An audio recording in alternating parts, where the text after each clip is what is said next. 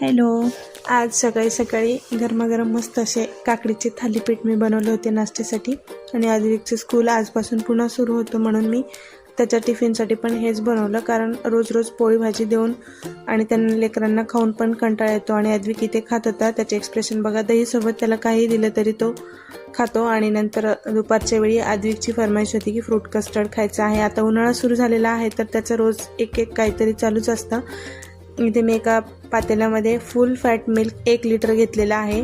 त्याला थोडंसं हलकंसं गरम झाल्यानंतर मी जेवढं मला कस्टर्ड पावडर दुधामध्ये मिक्स करायचं आहे, साधारण मी अर्धी वाटी दूध काढून घेतलेलं आहे. थोडंसं गरम झाल्यानंतर उकळू द्यायचं नाही आहे.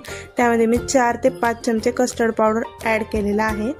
आणि हे कस्टर्ड पावडर दुधामध्ये छान असं मिक्स करून घ्यायचे, जेणेकरून यामध्ये गुठळ्या नाही राहिल्या पाहिजे.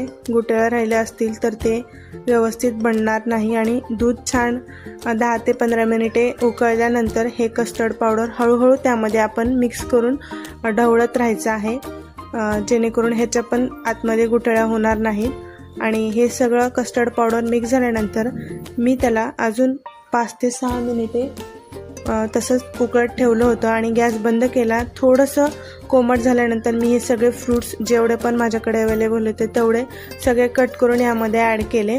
आणि थंड झाल्यावर त्याला मी फ्रीजमध्ये मस्तपैकी ठेवलं होतं आणि थोड्या वेळाने ते खाण्यासाठी रेडी होतं. तुम्ही पाहू शकता खूप छान क्रीमी असं फ्रूट कस्टर्ड बनून तयार होतं. उन्हाळ्याच्या दिवसांमध्ये खूप सोपी रेसिपी आहे आणि तुम्ही झटपट अशी ट्राय पण करू शकता. लहान मुलांसाठी, लहान मुलांच्या आवडीचा विषय असतो. त्यानंतर आद्विकला स्कूलमध्ये आणण्यासाठी गेले होते. भेटू नेक्स्ट व्हिडिओमध्ये. बाय.